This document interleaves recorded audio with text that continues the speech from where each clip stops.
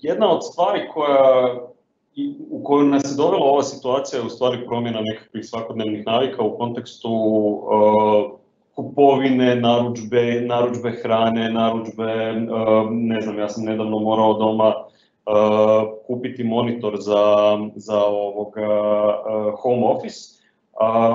Kako ti gledaš na cijelu priču oko online kupovine i svijeta u principu u kojem se trenutno nalazimo što se tiče takvih nekakvih stvari? Ono što je meni tu jako zanimljivo, mislim, zbog svojih poslovnih putovanja i svega toga, mi smo svi koji smo prošli Ameriku, prošli zapadnu Europu, jako puno, ajmo reći, izloženi online trgovini već dulji niz godina. Ja te iste navike koristim i u svom svakodnevnom životu opet već dulji niz godina.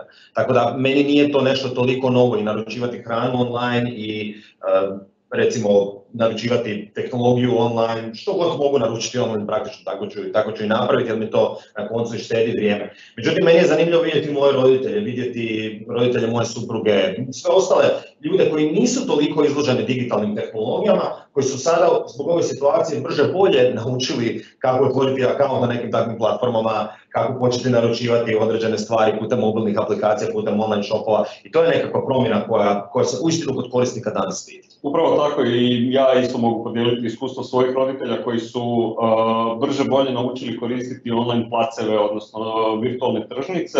No, međutim, jako je zanimljivo promatrati kako oni u stvari, bez obzira na to, još uvijek imaju potrebu nazvati taj recimo OPG kako bi nešto naručili. Ali o cijeloj ovoj temi ja mislim da možemo u principu porazgovarati sa nekim koji je malo stručniji od nas obojice. Ja mislim da bi to bilo vrlo pametno. Vrlo pametno.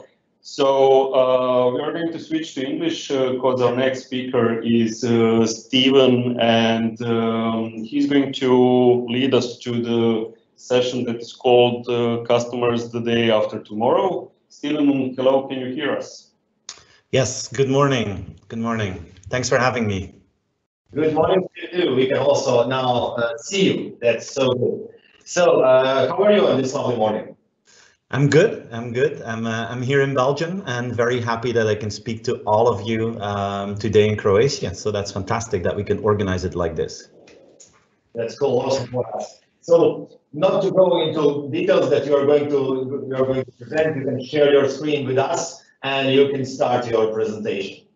Okay, I'm gonna push the share screen function and there we go. How is that? Do you have a good visual on my first slide? Very good. Excellent. Feel free to continue. Okay, fantastic. So good morning, everyone. And it's a pleasure to speak to all of you in Croatia. I'm very happy that I'm giving this virtual stage to talk to you about customers the day after tomorrow, about how customer experience is changing and what is lying ahead of us. One thing is clear, this is the biggest experiment the world has ever seen, and we are all part of it. Our customers are part of it, we are part of it, our family is part of it. And this is probably going to have an impact on the way that we will have to talk to customers and the way that we sell to customers and the expectations that customers have. But it's funny, I mean, I was thinking about this. This is an experiment that NASA did a couple of years ago. It was called High Seas. And this was basically an experiment to see how people would react to a quarantine. And it's really funny if you look at it now, because they selected 7 people. I mean, 7 people that had to go in quarantine and then they could go out for a walk now and then. But they selected 7 people, and now today we have like more than half of the planet, more than 2 or 3 billion people are in quarantine. So it's going to be very interesting to see what the impact, the long-term impact of this huge experiment will be. And you know, one thing is clear, you already see how we are forced to move into digital. Look at me now. Normally I would have been in Croatia to speak to all of you. Today we have this fantastic opportunity to have a virtual conference together. And for me, it's clear that March 2020 was like the start of the biggest digital training course the world has ever seen. We have to use digital for work, we have to use it for commerce, we have to use it for communication, for everything. And we all discovered the benefits of working from home, like you see here in this video. But we also discovered the downsides of working from home. So it's both sides of the medal that we have discovered so far. But you know, virtual meetings, virtual conferences are part of the new normal, the new society that we live in. You know, some companies are benefiting from that, like Microsoft is booming with Teams, Zoom is booming with the number of users that they have on a daily basis. But this is probably the funniest thing I've seen so far in terms of virtual meetings. There's a company now in South America that allows you to invite a llama or a goat to your virtual meeting. Maybe some of you have the feeling that sometimes you have donkeys in your meeting. Well, now you can actually hire a goat or a llama to join the virtual meeting. It doesn't get much crazier than that. But the good news is that even though we see a lot of changes, that there is still some behavior that is pretty predictable. These are interesting stats that I want to share with you that show that the world can be predictable. These are the stats of Pornhub in Spain, where you see an enormous boost in viewers on the 16th of March. That was the exact day that they started with the lockdown. So it was clear that some people were looking for their own personal entertainment that day, and some people exaggerate with that. So thank God for normal human behavior. But one thing is clear, this is the biggest digital training course the world has ever seen. We have to turn to digital for everything, for entertainment. It's already clear that one of the winners of this moment in time is Netflix. These are results that Netflix announced yesterday. They have 16 million new subscribers. They only anticipated that they would have like 7 million new subscribers based on their historical growth patterns. So this is huge for them. I think that Disney is so happy with the fact that they started with Disney Plus late 2019, because now they have a direct channel to share content with their audience, their own streaming platform. As you know, the Disney parks are closed, the cruise ships are docked, and the movies are postponed. So thank God for this lifeline that they have here. And also the number of people who are on Disney Plus almost doubled in the last month, from 30 million to above 50 million users. So you see the impact. But it's not just entertainment, it's also communication. Having virtual drinks with friends and family is now part of the new normal. Virtual birthday parties are part of the new normal. The stats of WhatsApp are pretty impressive. People are using WhatsApp 40% more now than before the lockdown situation that the world is in. So it's basically a miracle that Facebook is still up and running, if you ask me. But it's not just communication, it's not just entertainment, it's also commerce. In the beginning of the lockdown, Amazon announced that they would need to hire 100,000 new employees to keep up with the new demand. So this came out in mid-March, March 22. And last week they announced that they have to hire another 75,000 people. So you see the impact it has on these large e-commerce companies. Like Instacart is also a good example. Instacart is like a front-end e-commerce platform for groceries. So you go to Instacart, you select your favorite grocery store, you select the items that you want. They pick it up for you, they bring it to your house. It's a US-based company. They were doing pretty well, but now they have to hire 300,000 new people to keep up with the rise in demand. So, you know, what will the customer expectation look like the day after Corona, the day after tomorrow? It's an interesting theory, an interesting topic to spend some time on. In my opinion, this is the end of a growth and a change in customer expectations that we've seen in the last decade. I think we reached a new minimum where digital convenience becomes the norm. Look at how delivery services are changing, for instance. In China, we have JD, which is the second largest e-commerce company after Alibaba. And during the lockdown in China, in Wuhan, they started to experiment with these autonomous delivery vehicles. They had the technology, it was ready, but they never had the opportunity to test it because those streets were too crowded. Now the streets were totally empty, so they had the opportunity to actually test autonomous vehicles to do delivery of food and groceries and products.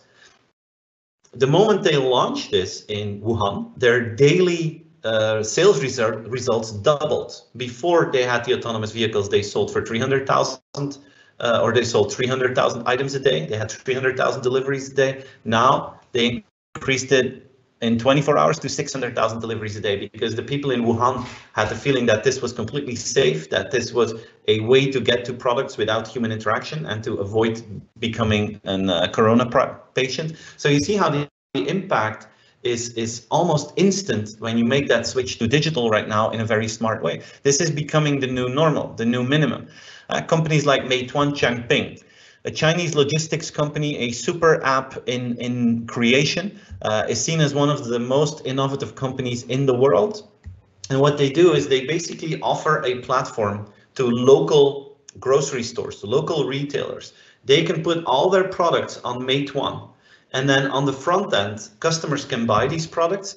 And the crazy thing is, Meituan is a company that is about 5 years old. They have more than 500,000 employees in just 5 years' time. 99% of those employees look like this. And this is their promise. They connect the retailer to the consumer and they do the logistics. They promise you a delivery of that product in 30 minutes, wherever you may be at that moment in time. So you feel the kind of quality, the kind of service that these people are offering. And this is just the beginning. They started with food, but now they're moving into almost everything. I mean, everything that is service related that can add value in the day-to-day life of their customers, they want to deliver that in less than 30 minutes, wherever you may be at that moment. So you feel how the new minimum is increasing and people expect good stuff, and there's still growth potential for many companies there. Let's take Nespresso. My wife is a huge fan of Nespresso, and every now and then I have to order coffee for her, and I do that with a lot of love and enthusiasm. So a couple of weeks ago, I ordered coffee, and I got really excited because this was one of the delivery options that I saw. Delivery when it suits you best. Now, as I told you, I live in Belgium. And very often I have the feeling that when I buy online here in Belgium, that I have to adapt my schedule to their schedule. Like today, I know that they're going to bring some stuff to my house. I don't know when. So when you hear a crazy sound in the background, that probably means that they're doing the delivery while I'm talking to you guys. I would love the fact that they would adapt their schedule to my schedule. That would be more customer centric. So I got really excited when I saw this here by Nespresso, delivery when it suits you best. So with full enthusiasm, I went to the next page and then I saw the options that they gave me. And then the question was, Stephen, when do you want us to come? On Thursday between 8 in the morning and 6 in the evening, or on Friday between 8 in the morning and 6 in the evening? And I was like, okay, guys, no worries. I will take a complete day off so that you guys do your little coffee delivery in an easy way. And I'm happy to pay €4 for this world-class unseen level of service. So do you feel the gap between what Meituan is offering their consumers versus the offer here of Nespresso? I often have this feeling. It looks cool and then bam, the whole thing breaks. And this is something that we will have to work on because digital convenience is becoming the norm. And we're moving into a new decade. We're at the beginning of the 20s, and they started quite surprisingly. Let's put it like this. But I'm also hopeful. We have many interesting new technologies that are at the rise. If you look to the last decade, the last 10 years, those 10 years were about 4G, about social media, about mobile. The next 10 years will be about artificial intelligence, about 5G, about quantum computing, about robotics.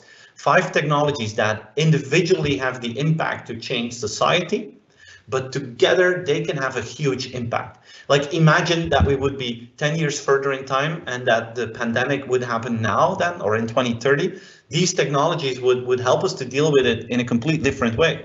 Like now we have these kind of technologies, virtual conferences, but 10 years from now, we would have remote healthcare, we would have robotics helping out people in hospitals, we would have quantum computing that would be much faster in developing a vaccine or medication for the disease. AI would help to do faster deliveries, to have better medical support. So there's a lot of potential, not just in the healthcare world, but also in other parts of society. And the next 10 years, these 4 general purpose technologies will color the evolution in customer experience. Today, we have matured in terms of social media and mobile and 4G. We're at the beginning of this new curve. And the question is, what will the second half of this curve look like once these technologies mature? This is part of describing the customer experience in the day after tomorrow. How will these technologies influence your industry, and how can you benefit from them, and how can you use them to create value for your customers? That's going to be one of the essential questions for the next few years.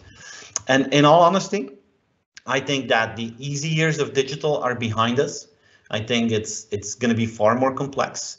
Life for companies will become more complex. At the same time, life for customers will have to become easier. So that's going to be an interesting paradox. But you already feel the pressure on customer experience. I mean, this is how we were trained in the old world, when they told us, if you want to win, make sure you're really good in one thing, make sure you're the best in service, and that compensates for all the other items, or be the cheapest one, or make sure you have the most beautiful store. I think every single one of you today feel that this no longer applies. This bar of customer expectations, bam, it went all the way up. So if you want to win today, this is how you play. You have to be good in everything. And this is mainly due because of the big technology companies. Look at the Amazon.coms of this world. They are price competitive. Their product range is endless. Location has become irrelevant, and their services are higher than what we used to have. So this whole evolution is killing this old marketing principle that we used to call the USP, the unique selling proposition. Today, you have to excel in more items, make a difference in more items to win the heart and the business of your customers. It will become more complex. And the challenge is not to focus on technology. The challenge is to use technology to create benefits for customers. This is about customers. And every company is convinced that they are very customer centric, like the guy that you see here on the video. He is convinced that he is taking care of security in the best possible way. He probably even has a PowerPoint slide telling his friends, like, security is my passion in life. Well, many companies have a PowerPoint slide saying customers are my passion in life, but it doesn't always feel like this. There's still growth potential there. And I think one of the challenges is to escape your day-to-day bubble, especially in times like these. Try to escape your own bubble and understand what's happening in the life of your customers. About a year and a half ago, I had the enormous pleasure to meet with President Obama when he was in Europe, together with my wife, Evie.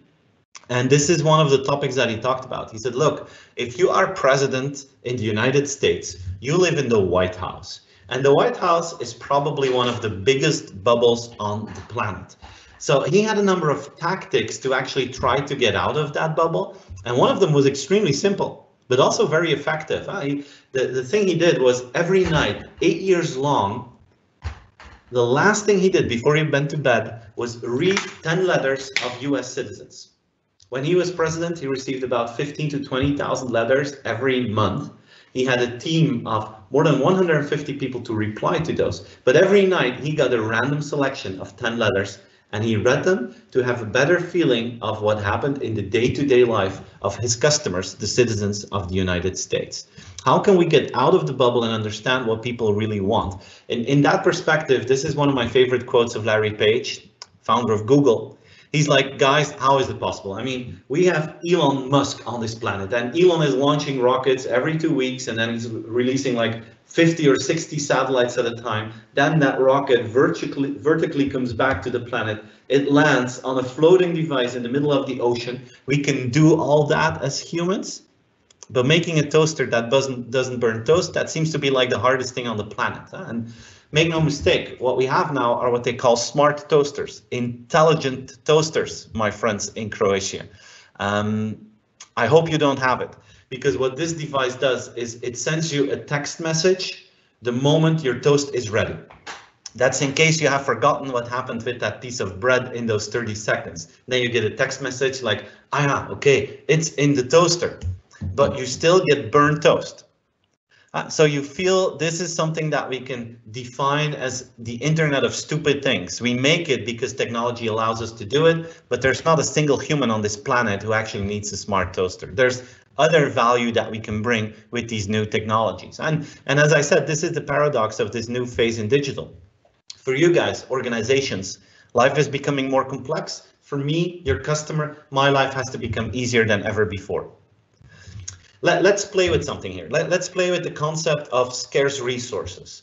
In my opinion, time is a scarce resource for many people. Even now, when we're all at home, I mean, it's a balance between your family life, dealing with the children and their education, your professional life. I mean, time is a scarce resource. So If you agree with that, then the question is, how do you manage the time of your customers? Because as an organization, you can actually add value in two ways related to the time of your customers. You can obviously save out time of customers, but you can also enhance time of customers. Companies like Disney and top restaurants, they try to give people a good time. They enhance their time. The big technology companies, they became really, really big because they are the experts in the world in saving out time. Some of them combine both. Like I'm a Netflix fan, and I have to be honest with you, I really like that skip intro button of Netflix. Do you know that one? And every time I push it, I'm like, yes, I saved 30 seconds. And then I give 2 hours back to the platform. That's my relationship with Netflix these days. But now you're starting to see interesting evolutions. I see how Disney is investing in technology to make the visits to their parks more efficient. And I see companies like McDonald's and Domino's Pizza who are actually investing in new interfaces to save out time of their customers. But the good news is that many of your competitors are just selling their stuff, not taking into account that time is a scarce resource of customers. So here lies an opportunity for all of us. And I think in this next phase of customer experience, these will be the benefits that we'll all have to focus on. Faster than real time, hyper-personalized, convenience. 3 benefits that you can create thanks to these new smart technologies, and that save out time of customers and that add value in the life of customers. And I want to take you on this journey in the second part of my presentation. I want to make it very concrete and talk about 3 investment axes that I think are necessary to get ready for this digital world in the day after tomorrow. It's going to be about leveraging your data. It's about effortless interfaces, and it's about intelligence augmented. Let's start with leveraging data. I'm a huge fan of the transformation of McDonald's. As we all know, McDonald's has been going through a transformation the last 3 years. We all saw the evolution to kiosks and the complete transformation of their restaurants. But now they want to take it one step further. And their secret weapon is the McDonald's app. The McDonald's app is very, very successful in many European markets. Millions of people are using it. And this is some sort of a secret weapon now for them. They have learned a lot about the taste and the behavior of their customers the last few years. So they have this product, they have millions of users, they have the data to understand, and now they can leverage that. So about a year ago, they made this really interesting acquisition. They bought a company called Dynamic Yield, which is an AI and machine learning company. And this company will help them to take a next step in personalization. This company will allow them to personalize the menus in the drive-thrus of their restaurants. So today, if you go to a McDonald's restaurant, the menu in the drive-thru is the same for all of us. In the future, they will personalize these menus based on the information in the app. If you approach the restaurant, they will recognize you. And if, for instance, if you are a vegetarian, you will get the vegetarian options on top. If you like fish, you will get the fish options on top. They know what you like, so they can personalize the menu. You will feel welcome as a guest. There's a big chance that you will say, hey, this is really cool what they do here. And the win for McDonald's is, of course, happier customers, but there's also a big chance that people will buy more products because of that. But they're using data to make a difference there. That's number 1. Number 2 are effortless interfaces. We're going to see many new user interfaces coming to our life and our world, and this is an opportunity. And some of these technologies, like artificial intelligence, have the potential to fundamentally change the way that we buy and to fundamentally create new customer journeys. Imagine a world where those voice assistants are much better than today, where they're no longer a gadget, but where they are some sort of a partner in your life.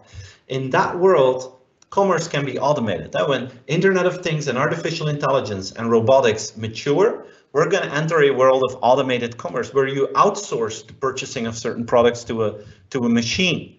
Like yesterday, I ordered cartridges for my printer. They just arrived a few minutes before we started with this conference, but I was too late. So I couldn't print out some important documents the last 2 days because I was out of ink. Now, this is an old-fashioned approach. In the future, I want my printer to do that purchasing for me so that I never run out of cartridges. And you already see how some consumer good companies are seeing this as an opportunity or as a threat. Imagine a world where I say, Alexa, I need cat food. Well, then I will get cat food. She will offer me this one type of cat food. Maybe I will ask an alternative. Maybe I will ask another one. but it's clear that the digital shelf space may be a lot smaller than the physical shelf space. So this is changing the way that we buy. And what you see is that artificial intelligence is creating some filters on society. Like Facebook already has this for years. Facebook is actually an information filter. They define what we see and what we don't see, and we know the benefits and the downsides of that. Well, a product like Alexa, what Amazon is doing, that's basically the exact same thing, but this is a product filter, like a dating service between products and consumers. And it's an interesting proposition if you own the product filter, but you also own one of the largest stores in the world. This will have an impact on branding and the way that we go to market. Imagine that a customer says, hey, Alexa, I want to have Colgate toothpaste. That is fantastic. Then you are the green brand on this slide. You will get your Colgate toothpaste. The question is, what happens if we say, Alexa, I need batteries? Will I get Amazon branded batteries? Will I be the orange or yellow brand here that will get filtered in because the information that is available about my brand on Amazon and online is so convincing that they put me through that filter? Or will I be the red brand and will I be filtered out because I'm not good enough based on my data and I will become invisible for the end user?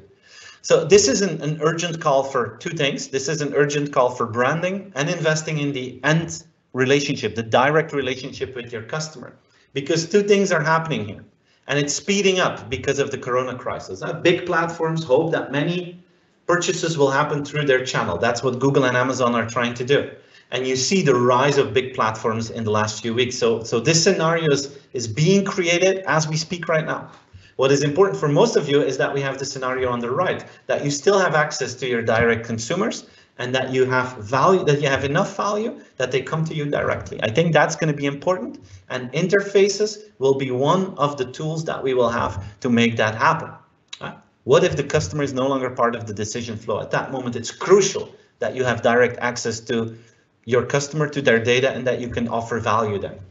One thing that you see in all markets is we're moving into zero effort for consumers.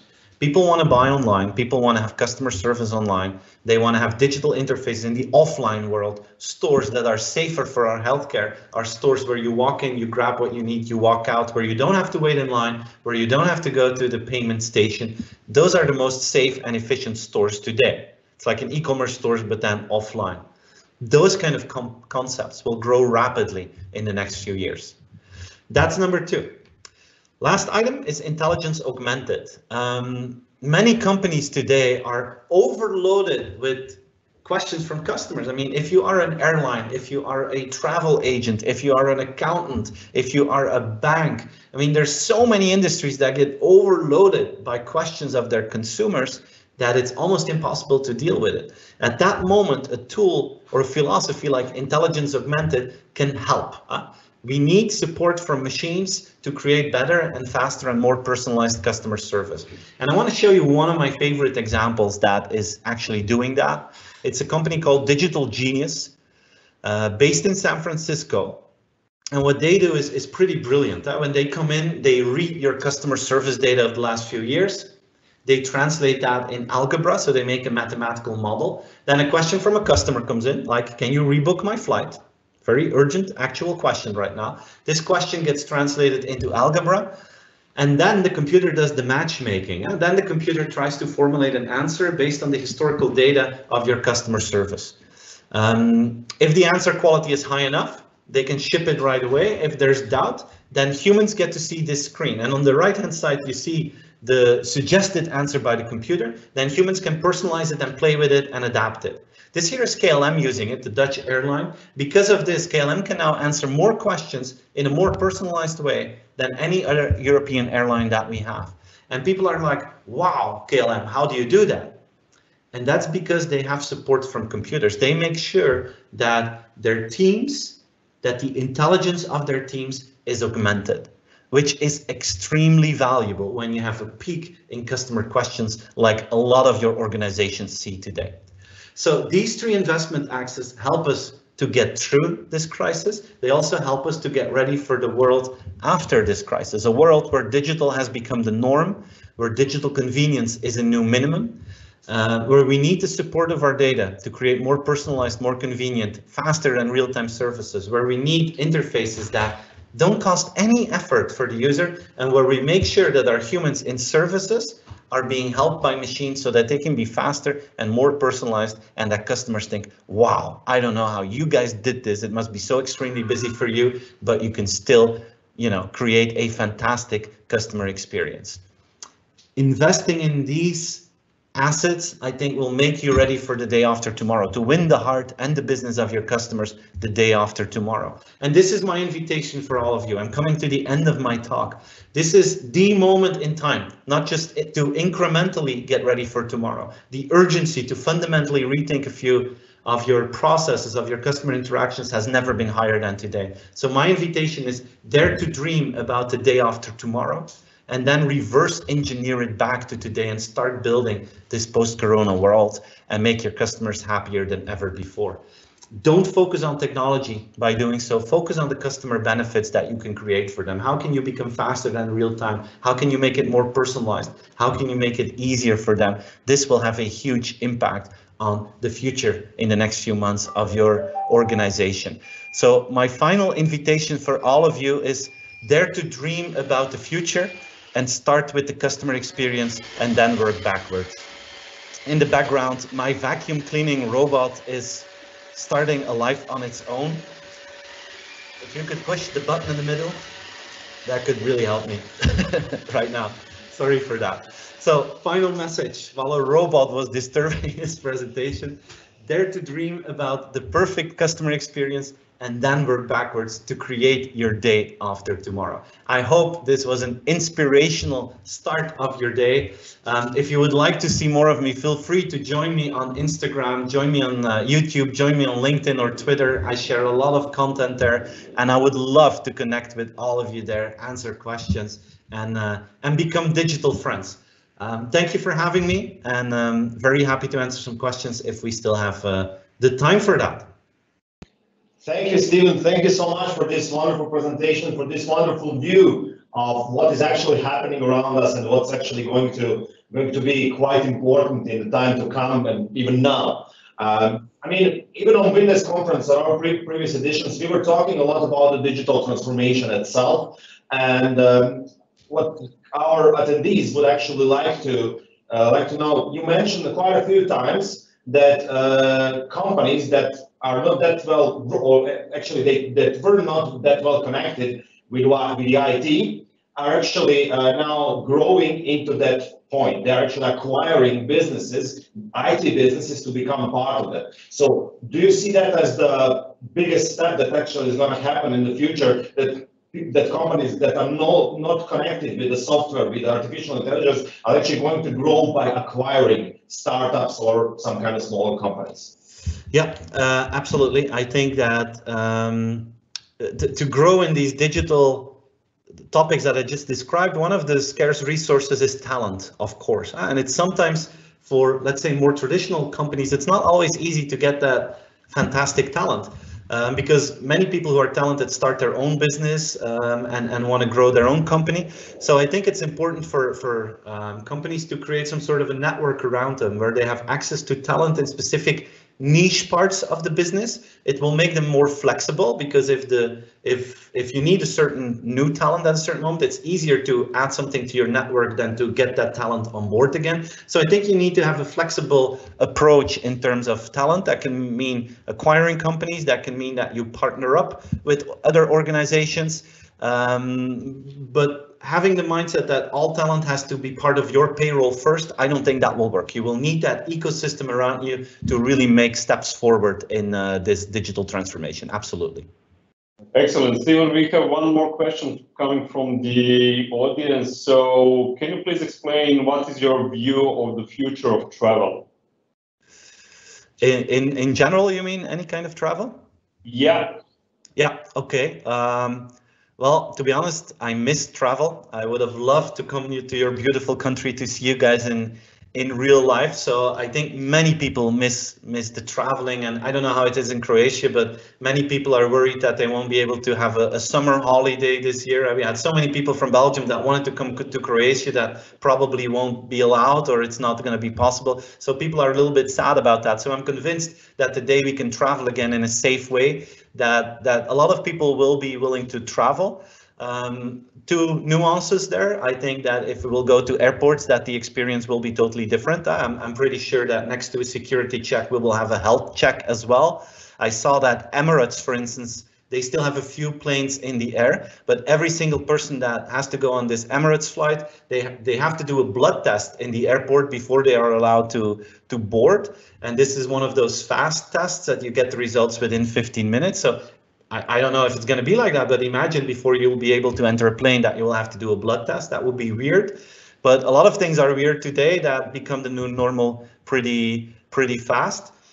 And on the other hand, I also think that some of the business travel will decrease and probably will remain lower than before this crisis, because we discovered new tools and we feel that it can work.